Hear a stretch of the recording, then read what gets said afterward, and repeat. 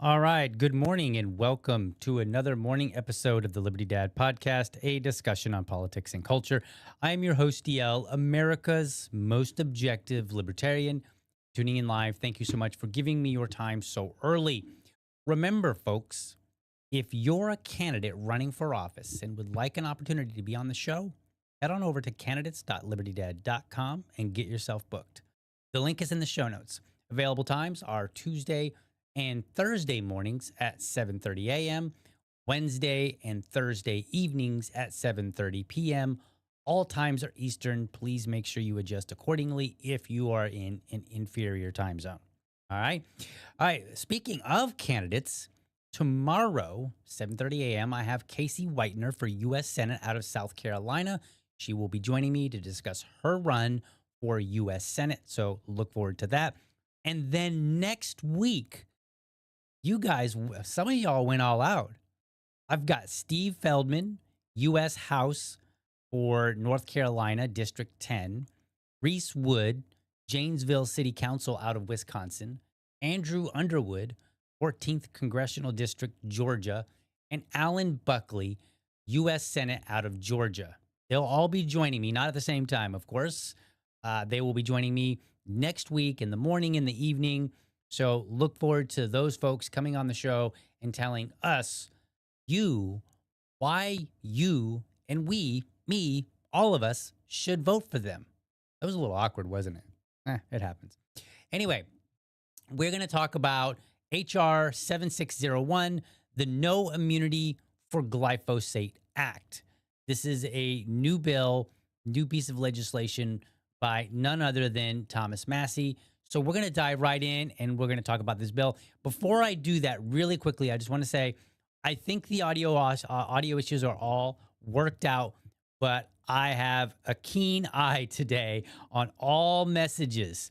So if something happens, please let me know right away, and I will do my best to adjust. I don't know what in the heck was going on. Let's see, today is Wednesday, so Monday. I don't know what the heck was going on Monday. I think I adjusted some settings to, do some behind the scenes things, and it maybe caused some problems. So I think I've got it worked out, but let me know. All right, folks, we're going to dive right on into this. So let's go over to the bill and let's see what we're looking at here. So pulling this up here. Give me just a second. All right, let's.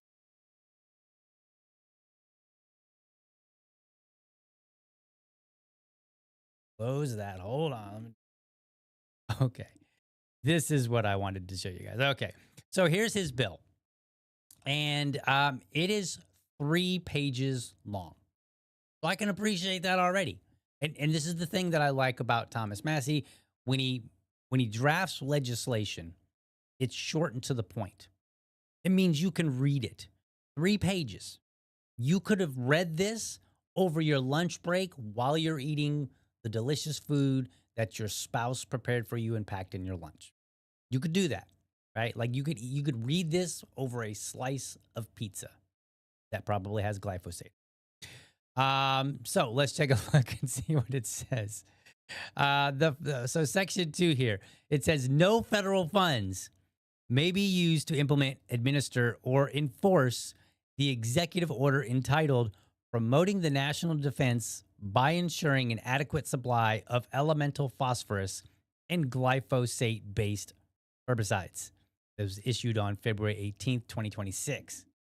So basically, no funding for Trump's, in regards to Trump's February 18th executive order. We're going to get to that in just a moment. Let's skip on down here to section 3, and we will just dive right into what we're talking about here. So, cause of action.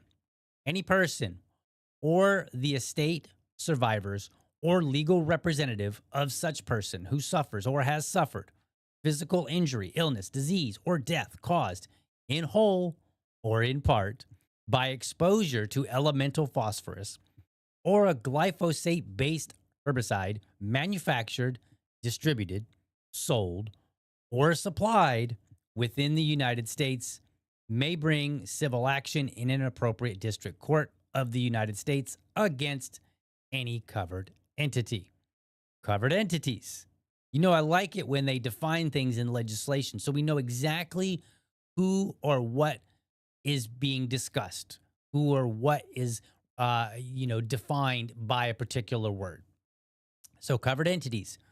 For the purposes of this section, the term covered entity means any person, corporation, partnership, association, contractor, subcontractor, or other entity that manufactures, distributes, formulates, supplies, or sells elemental phosphorus or glyphosate-based herbicides.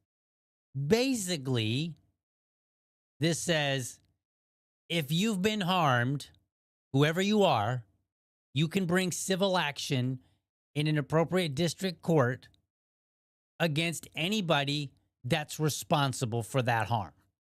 That's basically what it says. And I think this appropriate district court, I believe that's to prevent judge shopping. Because you want to make sure that people are being fair and honest about things. And sometimes people play some games with the legal system. Okay? So that's basically, this is the bulk of everything. Just says, hey, if you've been harmed, you can take action against somebody in civil court. It doesn't matter who they are. It doesn't matter if they're the one that sprayed it. It doesn't matter if they're the one that created it. You can bring a civil action. That doesn't guarantee you'll win.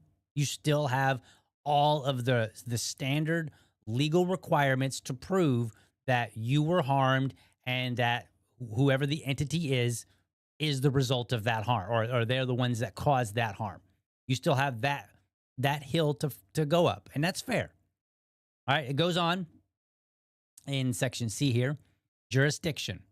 The district courts of the United States shall have jurisdiction over any civil action arising under this section without regard to the amount in controversy or the citizenship of the parties.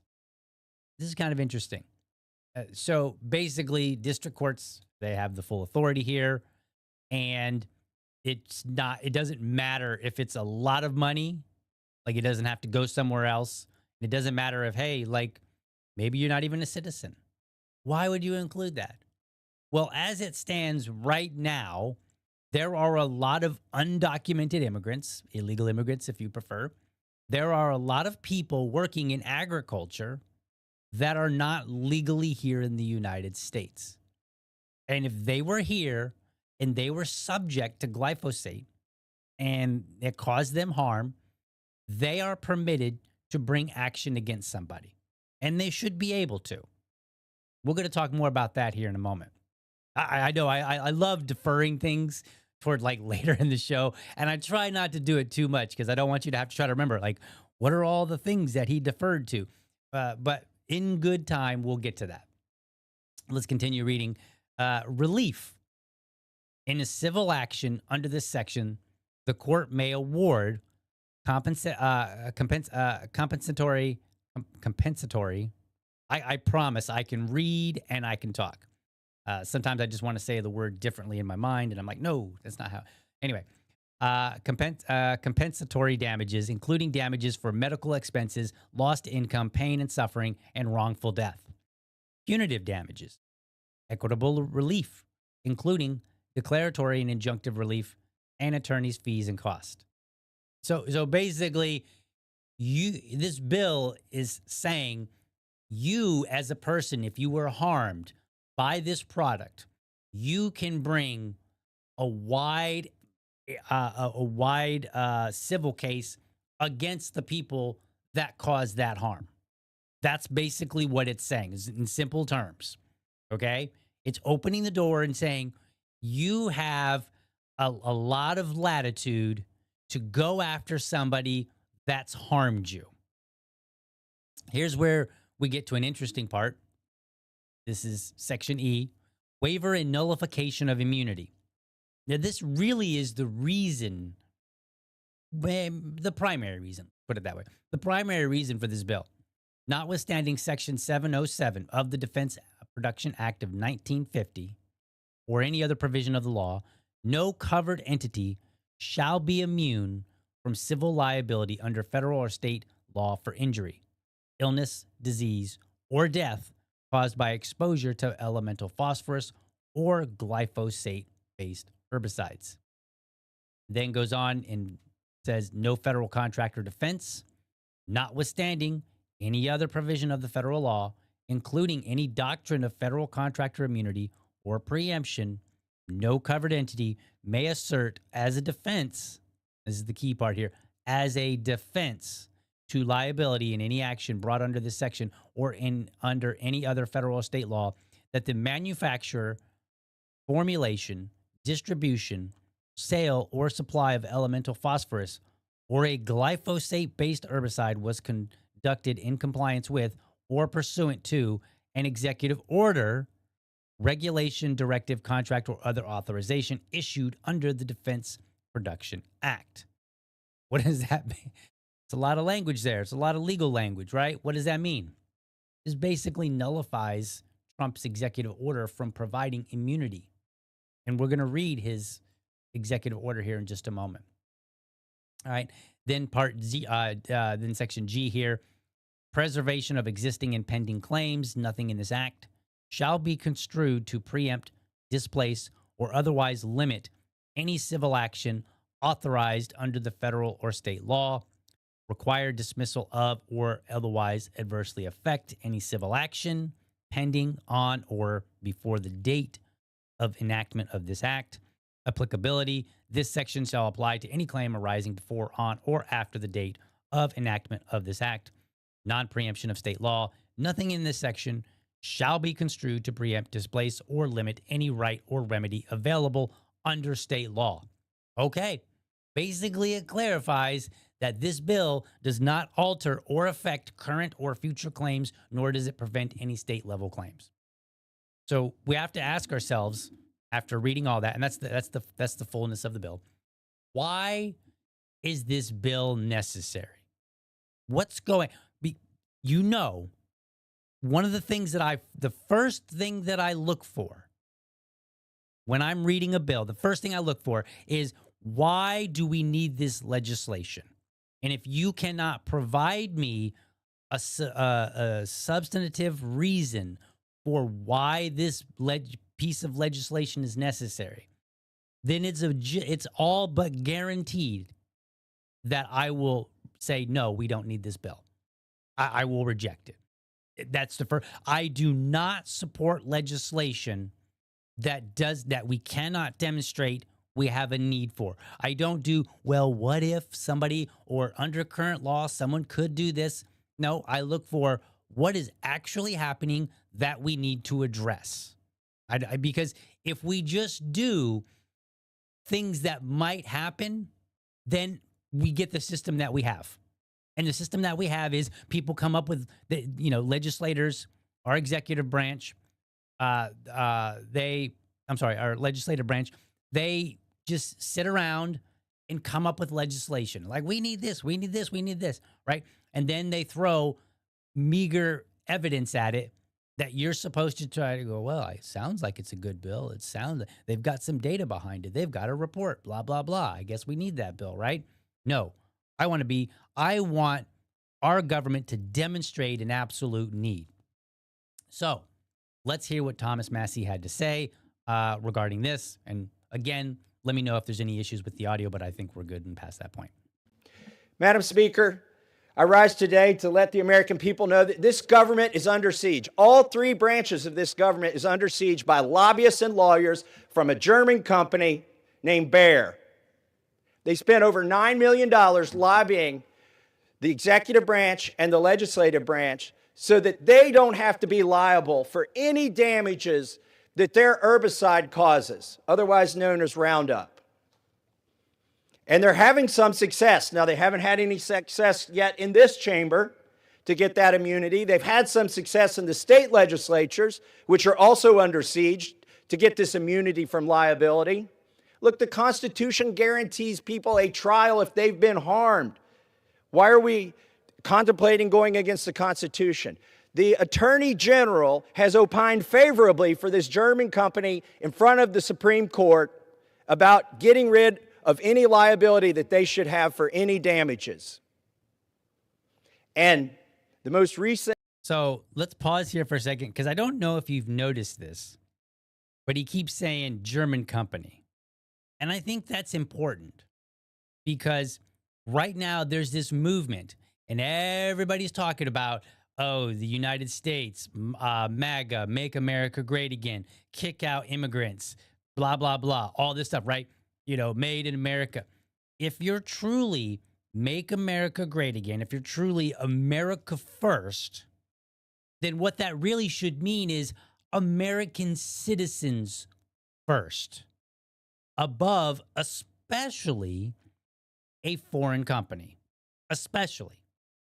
Now, if it's a issue between, like, say, a domestic company, a company that is based in the United States, then that's a slightly different matter. We don't need to say, like, United States company.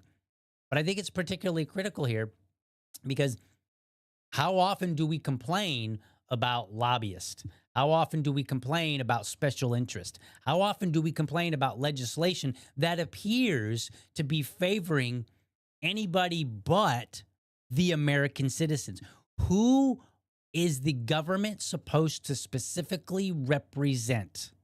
American citizens, not companies, not lobbyists, American citizens.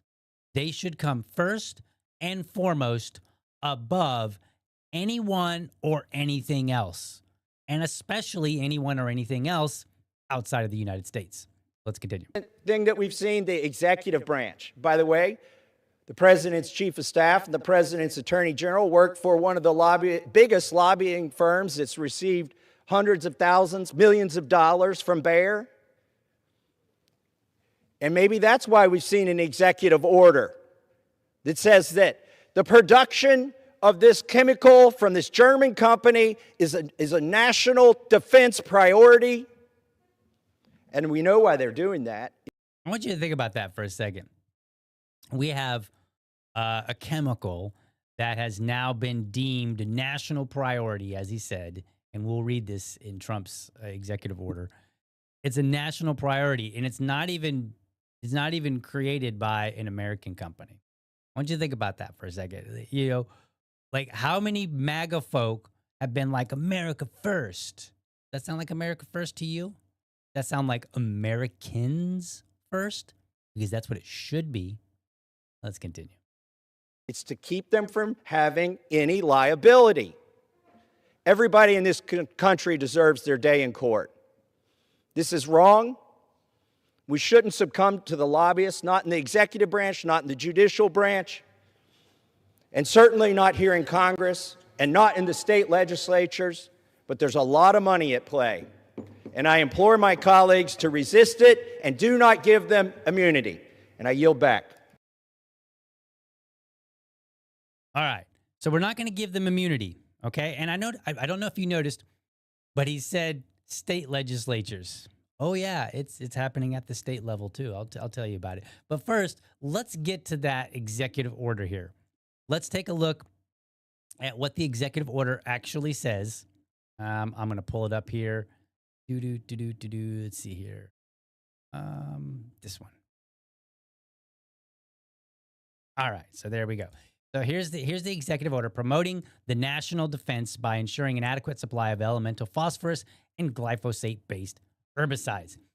I'm not going to read the whole thing because it's relatively long, but I am going to kind of summarize it for you. Okay, so I'll just kind of go down the line and I'll say, all right, here's this section, here's what basically what they're saying. So in the preamble, the president issues this order under the Defense Production Act of 1950 and some other laws to protect national defense by securing enough domestic elemental phosphorus and glyphosate-based herbicides. So basically, what he's doing is he's saying he's invoking the Defense Production Act and saying, yep, glyphosate, more specifically elemental phosphorus, this is a national issue. This is a national defense issue, right? And how many times have I told you? The federal government, they love to do two things. They love to invoke national security, right? That one they invoke all the time. Or they invoke, I draw a blank on it every time I want to go and say it. They invoke out of the Constitution across state lines. Oh, I'm drawing a blank on it now. It's whatever. Not really whatever. If I go, it's too. I need to write that down and just like commit it to memory because I swear every single time I say it, I always seem to forget it. I don't know why. But yeah, national defense is one of the issues that the federal government loves to classify everything under as, and they're like, oh, this is a national security issue. We've got to do this, and then that means half the time that there is some portion of that they just can't tell you about, right? They're like, well, sorry, it's a national security issue, so we can't really give you the details. So it's just like this magic word that allows them to do whatever they want. And the other one is, this is why I kept talking. The other one is the Commerce Clause. That's the second one. They love to say, oh, this is the Commerce Clause where, it crossed state lines, federal issue. Like those two things are like magic words to the federal government. And they get to declare authority over so much because of those. They're abused. It's absolutely abused. And if you really want to make some changes in this country, you will start punishing your representatives for falling back on that. Anyway, so the first section, policy and findings, it just basically says elemental phosphorus is critical for military items like smoke devices, sensors, batteries, etc.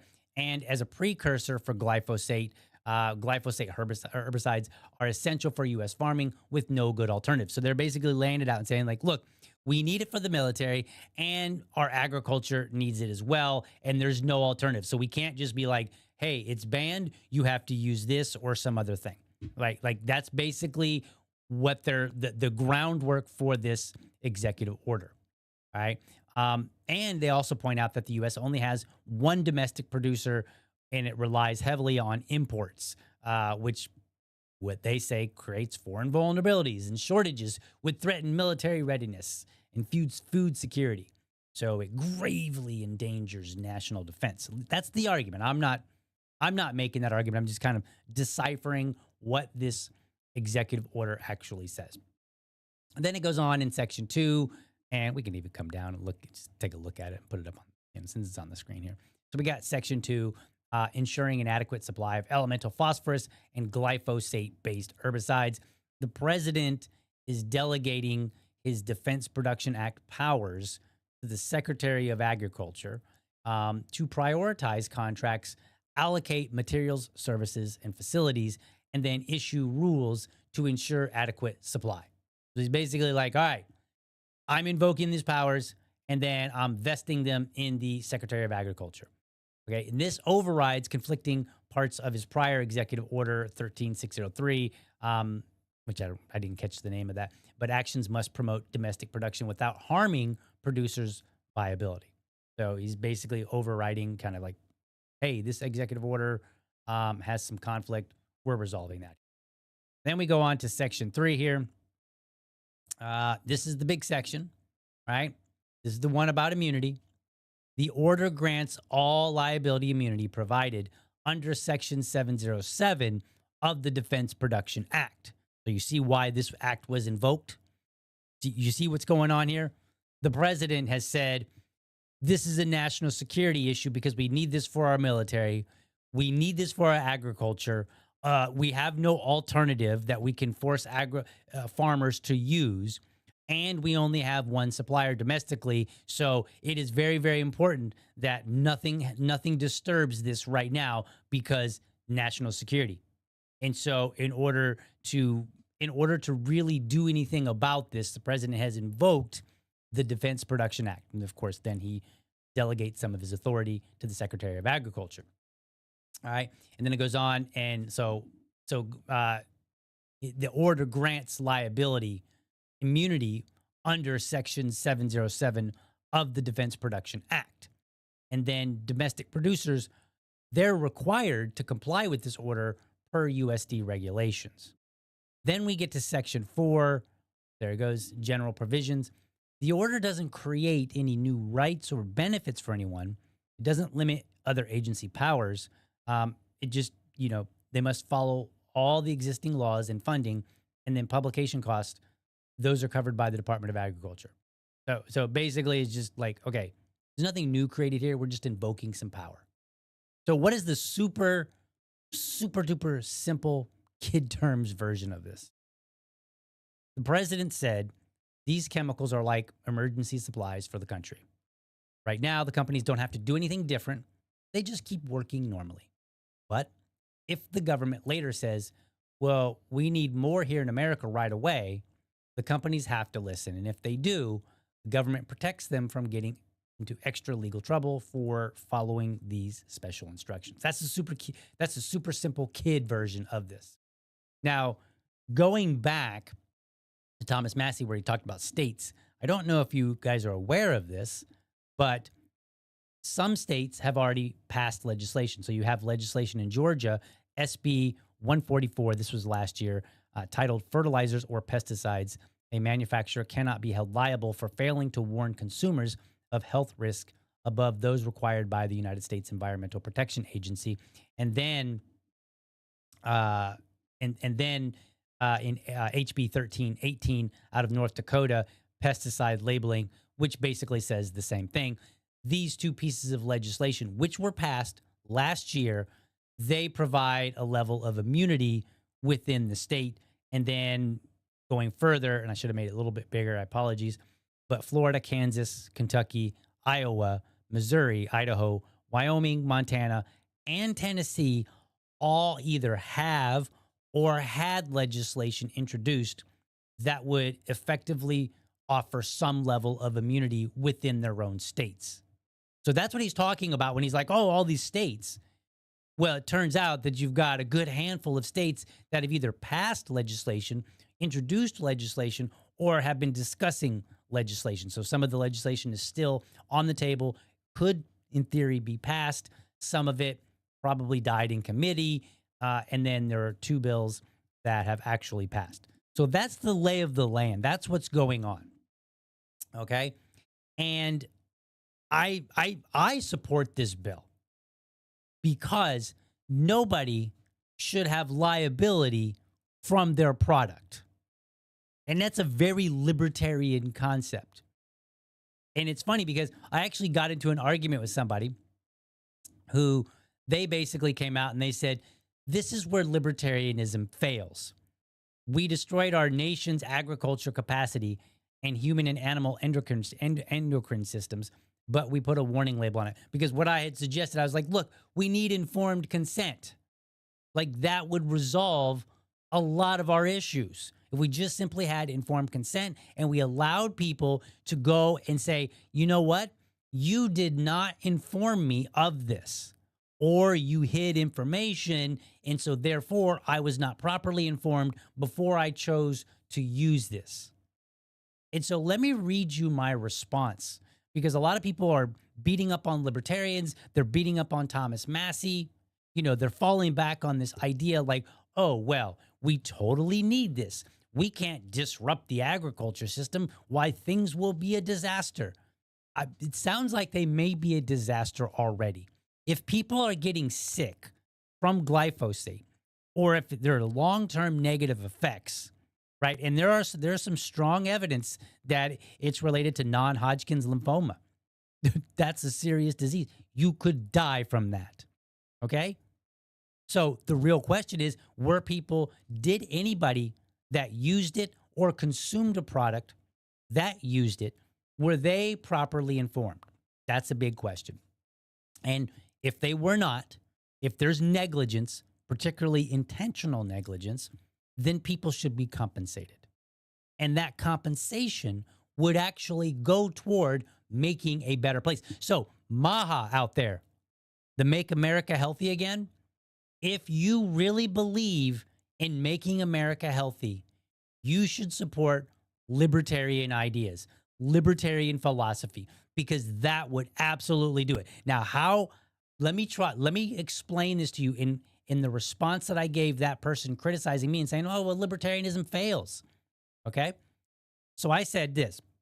Imagine a company called Monsanto. You know what I'm doing here? I'm protecting myself.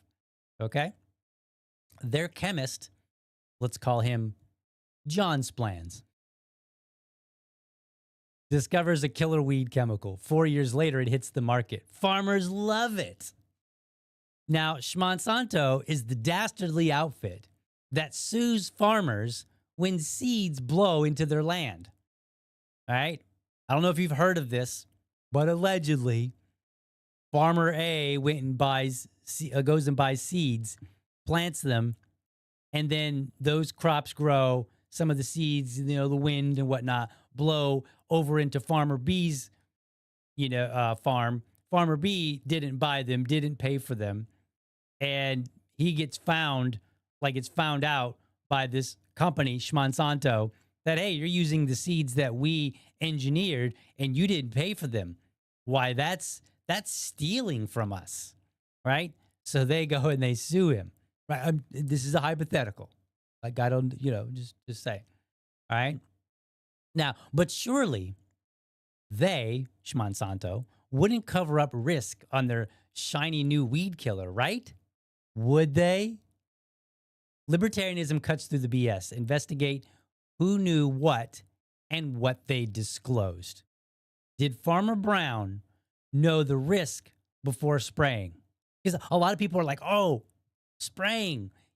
He sprays it on his crops. The wind blows the spray over into, Farmer Jones's crops. And then Farmer Jones is trying to do organic or whatever he's trying to do. He has nothing to do with the Monsanto seeds that Farmer Brown is using. He has nothing to do with the herbicide that Farmer Brown is using. He's got a totally unique, different outfit going on over there, And so, like, what's to protect him if we find out that Farmer Brown was using stuff that was unhealthy and it drifts over into Farmer Jones's land and his crops, right? And so this hinges on what Monsanto knew and told the world. They invented it, developed glyphosate-resistant crops, and marketed it hard, okay? Now you might say, yeah, ignorance. But toxic herbicides weren't new. The dangers of sodium arsenite, 2,4,5-T, otherwise known as Agent Orange, and paraquat were already well known before this herbicide, before glyphosate hit the market. So we already knew that there were certain herbicides out there that were nasty, that had nasty results. We knew that already. So when you're creating a weed killer, that means if you know, like, hey, weed killers have this tendency to have nasty side effects on humans or animals or whatever, right? I better make sure that the one that I'm creating doesn't. And I better be forthright about what I've found when I've done my research. So it's reasonable, continuing on here, to demand Farmer Brown do due diligence. And absolutely reasonable to demand Monsanto knows the risk and discloses them truthfully. But that requires embracing real libertarianism. And I hate to say the word real libertarian. I know we all like, oh, you're not a real libertarian. Whatever. All right. The market must respond fast and brutally. It can't do that when you've got executive orders offering immunity. It can't do that when you have state legislatures saying, nope, there's immunity here in the state too.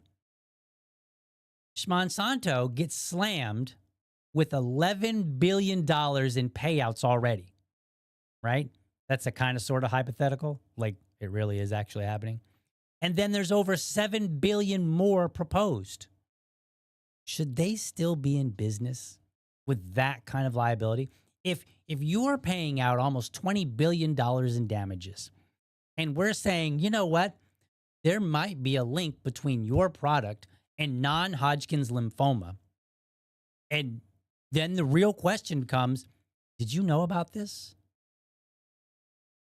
Did you tell everybody? Because if you didn't, then guess what? You lied to people and told them something that altered the course of their decision-making. Farmer Brown might not have been willing to use the glyphosate, the Roundup, had he known, hey, this thing might cause cancer, or we don't know yet, or whatever, right? If there was any hint that something negative might come out of this, he might not be so willing to use it. He might say, you know what? I don't think the risk is worth it.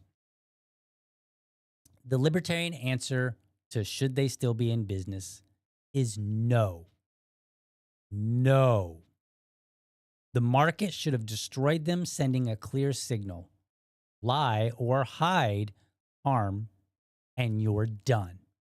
Libertarianism didn't fail. Society failed by shielding bad actors from full market consequences, right? The person went on and he said, hey, you're arguing the wrong point. The market libertarianism solution you post is after the fact. The chemical has been sprayed already. How does libertarianism prevent the spraying of something that can kill us all? A lawsuit is no good if we're all poisoned and dead. So, and that's a fair, I was a bit critical of the person and we kind of parted ways after that. But in retrospect, that's kind of a fair response, I guess, if you don't really understand. And I guess if I didn't communicate. So let me communicate clearly. People respond to incentives. If I know, let's say I'm a farmer. If I know that spraying my crops with this particular herbicide, could cause me some liability down the road, I'm going to think twice about it. And I'm going to say, I don't know. If I know that I could be sued for what I sprayed on my crops, then I'm going to do my due diligence. And I'm going to go out and I'm going to say, all right, what does the research say? How strong is the research? All of this. And if I come to the conclusion that the research is on shaky ground or that they missed something, they didn't check something, then I may not use it because I may say, I don't think the risk is worth it. I don't want to be sued. I don't want to lose my farm. A lot of farmers, their farm has been in their family for generations. And they don't want to lose the farm, not only because that's their business, but because that is somewhat part of their heritage. And they wouldn't want to lose their heritage for negligence. So in a sense, this person is correct. It doesn't help us after the fact. But here's what people are failing to understand. If we had libertarianism in the first place, if we allowed the market to do its thing, if we allowed people to be sued into oblivion, then it wouldn't have to come to oh my gosh, somebody has sprayed this herbicide all over crops. Millions and millions of people have been affected by this, or maybe tens of thousands or hundreds of thousands, whatever the number might be, right? We wouldn't have to wait to that point because it would already be in place. We would already understand that from the beginning. If somebody got sued for something simple, right, that wasn't a big deal, and they lost a large amount of their money from their business, then that sends a signal to other people in business and says, hey, you can be sued. You could lose everything. And at the end of the day, when you have companies that are going out of business, when you have CEOs that are perhaps making bad decisions, when you have shareholders that are making bad decisions, when you address that and you say, hey, all of those things could lead you to ruin and destruction, then going forward, people make better decisions. So you start small, right? Think of it this way. Let me try to put it into context. Hopefully this analogy will work. We've all heard about the deranged serial killers. And they go out and they'll be a serial killer and kill, like, say, 20 people. Then we find out that growing up, there were telltale signs that that this person was headed toward a horrid atrocity. What were those telltale signs? They abused little animals, right? And nobody picked up on it. Or people, waved their hand and said it was not a big deal, or whatever they did, right? When you start small, this is kind of like the opposite of the broken window fallacy, right? But there's some truth to it. It's not so much that, hey, if you put in a law that stops people or says, hey, you can't have a broken window because a broken window is going to lead to more crime. It's not quite that same. It's a little different in saying, hey, if you tell people that this minor thing can and will be punished potentially, right? And you may lose, then that's going to make them pause on the bigger thing. And if corporations know that if Bayer knew 20 years ago, hey, there's no liability for our products. If they knew that, that's going to change the course of their behavior, right? That's what it's going to do. And in a sense, we kind of see the lobbyist actions kind of proving my point.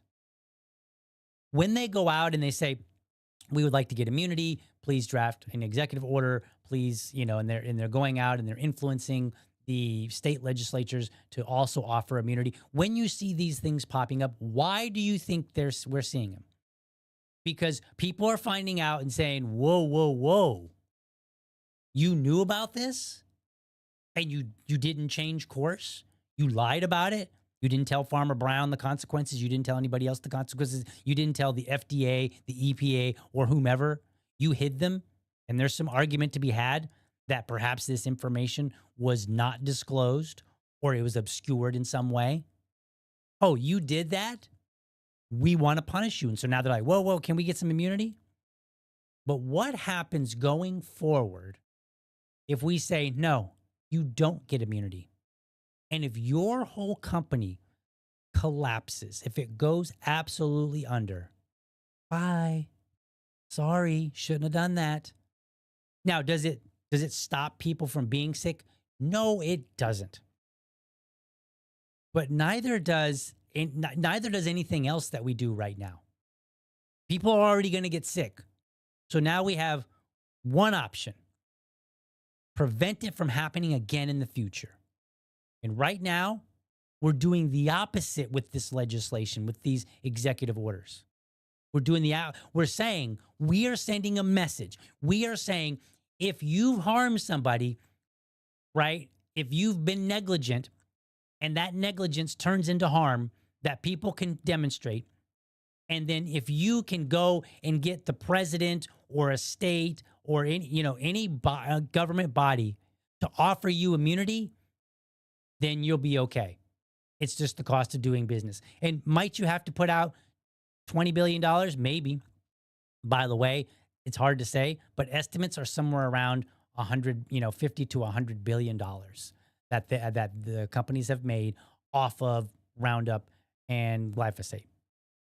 $50 to $100 billion. So I want you to think about something. Right now, they're on the hook for roughly around $20 billion. So if I have to pay 20, we'll put it in terms that we can understand. Would you be willing to pay $20 in the future if you could make $100 before then? Right? Would you be willing to make $100 if after that you paid 20? Of course you would. Everybody would, right? Especially if the cost of doing it initially was still under that $100. So let's say, we'll just take an example here. I'm making up a number at this point. So my made up number is the cost of you developing some product is $10. You make $100, but then in the future you have to pay $20, all right, because something was wrong with your product. So now you've spent $30 to make $100. That's the cost of business. And that's what immunity does. It basically says this has now become the cost of business. When the cost of business should cost you your business. So when people tell you, oh, the libertarian ideas, they don't work, though they do work, as long as we stop shielding people from immunity. And let's be honest, the government didn't work. We have the FDA, we have the EPA, they oversee these things. And guess what? Nothing. We're here. We're here because all the government that we have, all these agencies, all these rules, all this requirements to get something passed, every one of them failed. And it's not like this is a one-off. It's not like, oh, well, generally it works. Over and over and over again, we can see where things have failed. Look at pharmaceuticals. Pharmaceuticals hit the market, and then they get pulled from the market later because we find out, oh my gosh, this one has a dastardly effect and people are dying from it. We better pull it. Or, oh no, this particular product, we've just now linked it to cancer. Sometimes maybe the information was unknown. Sometimes we find out later that, hey, you concealed this. You were wrong, right? So our current system is not protecting you. And it's not protecting you repeatedly. The answer is a free market that can punish people and punish them devastatingly. That is your answer. That is your only answer. So for me, I support this bill. Where's my little pass button? We get it? Bing. I support this legislation. It's short, it's to the point, and it serves the American people. That's what it does. I support it. All right, let's get on over to some comments, and let's see what you guys are saying in the chat here. Oh, that's a little loud. Turn that down. All right, there we go. That seems better. Did DL start late? Depends on how you define late. I started right on time, but I scheduled it for 7:45. I'm learning from government, right? You just got to parse your words correctly. Let's see. Thank you for not talking about State of the Union. God knows I'm going to get my field day from Republican talking heads. Yeah, I tried to watch it last night and I fell asleep. It was boring. Like, he didn't say anything interesting. What are my thoughts on it if we want it in brief? Boring. And he said the usual. Everything I do is great. Democrats bad. There you go. That's a summary. Music is still a little loud. Let's turn it down a little more. There we go. All right. Maha's rather disappointing in RFK and his comments about glyphosate. It is. It is. RFK did this huge, long post where he basically just said, yeah, we need it. It's important. Can't get rid of it now. Sorry, too bad. But I really care about it. That's basic. That's my translation. Let's see. I've been told we need GMO and glyphosate to feed the planet. Yeah, yet if I put a veggie garden in my front yard, I'm going to get a fine from the city official. That's true. There's a lot of, I think actually not in Florida. I swear, I could be wrong on this, but I think Florida did pass legislation a while back that actually allows you to have a garden in your front yard. But many states actually do not permit that, which is crazy, right? Like, can you think about that? A garden in your front yard you can't have. Now, I understand why people might not want, your neighbor might not want it because, like, hey, you might get pests in your yard, and those pests may come into my yard, right? Perhaps there's a way to work that out, but ultimately, at the end of the day, I fall on the side of, if it's your yard, you do what you darn well please with it, right? Or as I like to say when I talk about HOAs and why I oppose HOAs, I say, why would I pay $250,000 or more for a house? That's a rough estimate, 150, 200,000, whatever, or more. It only gets worse the more you pay, right? Why do I want to pay that much money for a home? And then on top of that, pay somebody else to tell me what I'm allowed to do with my home. That's just as crazy to me. I don't suffer it. And so I look at it, I say, why would I want to pay some hundreds of thousands of dollars for my home so that my neighbor can say, no, you can't grow a garden in your front yard. You can't have carrots and, broccoli that are healthy, and keep your family safe from, poor health later on in the future. You can't do that. I would rather you eat the glyphosate-ridden Cheerios so that maybe you might get cancer. And then when you get cancer, then your medical bills go up, and then it has to be spread out across, your plan. Everybody pays a little bit, for it. Perhaps you might even have some government funding to help you pay for your medical cost. No, that's preferable to some extra spiders and ladybugs. I'm exaggerating a little bit for the point, but you get it? You see what I mean? Like, healthy food makes healthy people, and healthy people have less cost on our medical system in the long run. It's good for America. If you want to make America healthy again, that would be a great start. Encourage people to grow their own crops in their front yard, their backyard, whatever. And if there are some issues between neighbors, then let the cities work it out so that everybody is happy enough.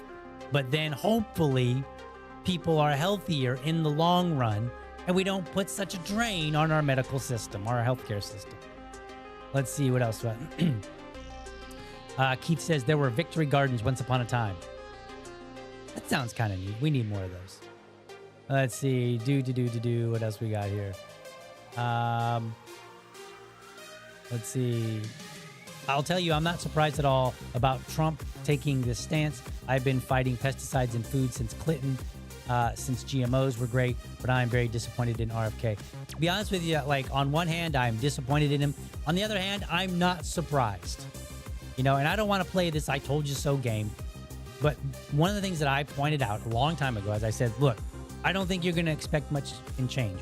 Why? Because people were like, dude, you got to support Trump. He's got RFK now, blah, blah, blah. People gave me a hard time. And I said, look, but you're not getting a changeover in Congress. And to me, the big signal that things are really going to change, more so actually than the president, is when you have a changeover in Congress.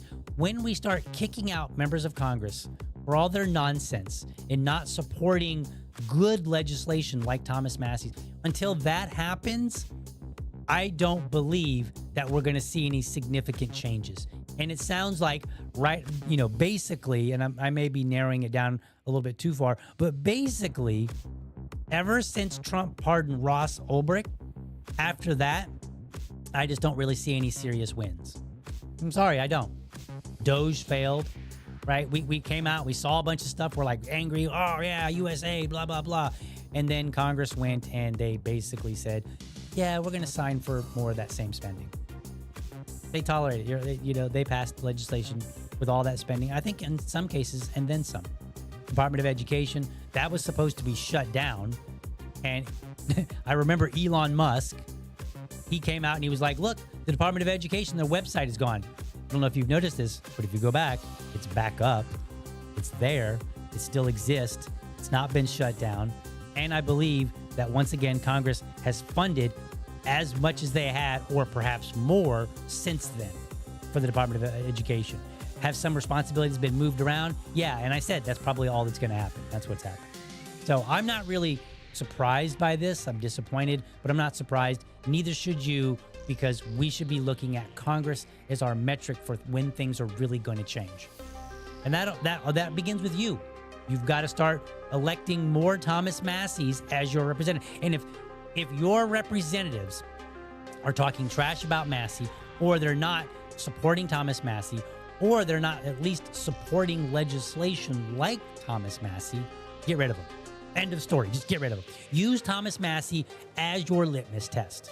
And, look, I don't like the idea of boasting about a congressman, a politician. But the truth of the matter is, if we had more Thomas Massies, even where I might disagree with them, which I do have some disagreements here and there, even there, we would have a far better country. We would have a far more representative government. Let's see what else we got. I wonder how many companies are going to come after the government because they had previously got sued by victims for cancer due to glyphosate, and taxpayers will get to foot a bill. Who knows? Who knows? But right now, they're trying to come and get. They're trying to get the immunity from it, which ultimately, again, immunity, whether it's at the state level or the federal level, especially the federal, immunity basically means whatever payments they do end up paying out end up being the cost of business. And when it's just the cost of business, then no, going forward, don't expect any changes, or expect the changes to be very, very limited. Let's see. Preach it, DL, Keith says. I try. Let's see. Williams for JP.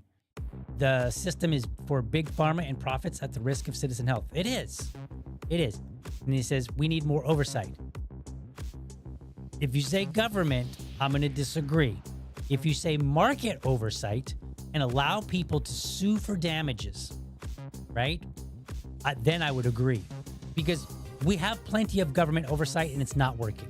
It's just not working. I mean, we could, look, think about what I just said. We got a brand new president that made all these promises, came on board with all this new cadre of people. Oh, these people are good picks. And one by one, they've turned out to be duds, right? Pam Bondi. People said great things about her. She's going to release the Epstein files. Dud, right? Our Kash Patel. He was going to shut down one of the FBI offices. That didn't happen. And now we see him, cavorting out, acting like a college student, abroad. And also no Epstein files. Dud. Dan Bongino. Dud. Right? Like just dud after dud after dud. About the only one that doesn't seem to be a dud in the context of what they do seems to be Pete Hegseth. And I'm not praising him so much as I'm just saying, like, when you're the Secretary of War and you're trying to go to war, I mean, I guess it kind of makes sense. I guess you're not not a dud there, especially since the country has a reputation for being supportive of war or conflict, or surgical strikes or whatever euphemism they want to use to make it sound like not war so the president can do it. So he's about the only one that's really doing what you might actually expect for the office. Let's see. Larry Sharp said last night was just a rally for his base. Pretty much. That's basically what it is. Keith fell asleep during the monologue, so did I. Yeah. And, the State of the Union, basically, yes, it was a rally for his base. And me, in my opinion, I think it was just basically a way of saying, please don't kill us in the midterms. And I think the Republicans are going to get slaughtered in the midterms because there's a lot of MAGA people out there that have really come to terms with and said, we didn't get what we were promised. And they didn't. And they should be mad. And they should hand a defeat. And I don't want to hear any of this like, well, the Democrats, the Democrats are bad too. But the only way, there are two ways that you can really send a message to Washington and these two political parties. The first and best way is to start electing candidates that are not Republican, not Democrat. That's the first one. Start electing them, getting them in there, and allowing them to do their thing. Get more Thomas Massie types in there, right? That's your first best way. The second best way is simply hand them defeat. Oh, you promised this? We're going to give you the House. We're going to give you the Senate. We're going to give you the presidency. And then when you fall on those promises, we're going to take it all away. Can't take away the presidency right now, but we're going to give the House and the Senate, we're going to give that to Democrats. We're going to give local elections to Democrats. And when the Democrats fail, we're going to give it to the Republicans. Now, I think that's an inferior way because they kind of play games with each other. The Republicans will say, well, we hate this legislation that the Democrats are doing. And then the Democrats will get that legislation. And then when Republicans go into power, what do? They basically do nothing. Like, remember Obamacare? How Republicans claimed that it was a terrible idea and that they had better ideas. They actually didn't even have any ideas. And here we are today, well past Obama's term, and there's not even been even the slightest attempt to roll it back. Nothing. Not the slightest attempt to roll it back, not to replace it with something else.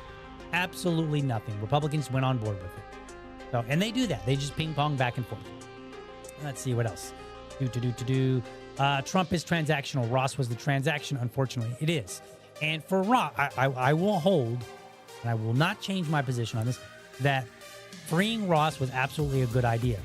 And it was very transactional for the libertarian support. And I think libertarians were bamboozled into supporting it because, as I said, this is going to be good for Ross, his family, and his friends, but for nobody else. It did not give libertarians any more leverage. It did not benefit liberty overall anywhere else because it's not the case that somebody's going to be charged with something, having a website, and they're going to go, yeah, but the president pardoned this guy, so therefore it's not a crime. That's not how it works. So there is no benefit to anybody other than Ross, his family, and his friends. That's it. And the activists, I guess, who really, have been fighting for him all along. But outside of that, there's no actual tangible benefit. So this was a very low-cost reward for Trump. He got the vote of people, but it didn't cost him anything.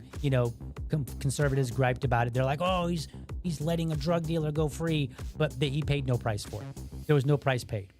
And there was no leverage after the fact. So, yeah, very transactional. He won, just as I said. All right, folks, that is my show for today. Hope you enjoyed it, found it informative. I want you to do me a favor. Come back later and drop me a comment, right? Just whatever. Maybe you're thinking about it. Maybe you're like, I wish you would have mentioned this, or, I think you got this wrong. Whatever the case. Drop me a comment. It's good for the algorithm. It's good for the show because I do read the comments. And if you're not too mean-spirited, then I take into consideration what you say.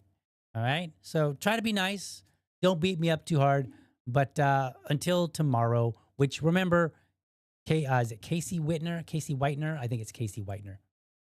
Yes, Casey Whitener for U.S. Senate, South Carolina, tomorrow morning, 7:30 a.m. I'll see you guys then. We'll be on time, by the way. But with that being said, I'm out for today. Have a good one. You know that I'm all about supporting organizations that hold my values. Make sure you head on over to blackgunsmatter.shop. They've got apparel, stickers, and more. Use the code LibertyDad, all one word, at checkout to score a 10% discount. Or just hit the referral link in the show notes. That'll make it so much easier. Remember, I'm not just a voice on a mic. I'm a dad who's working hard to deliver to you the best libertarian content. Connect with me on Linktree, where you'll find links to my Patreon and Buy Me a Coffee, because, every bit helps keep this show rolling. Plus, you can find me on my other platforms to stay in the loop. With your help, this show, The Message of Liberty, will be seen and heard by more people. As always, I appreciate you tuning in and look forward to seeing you in the next episode.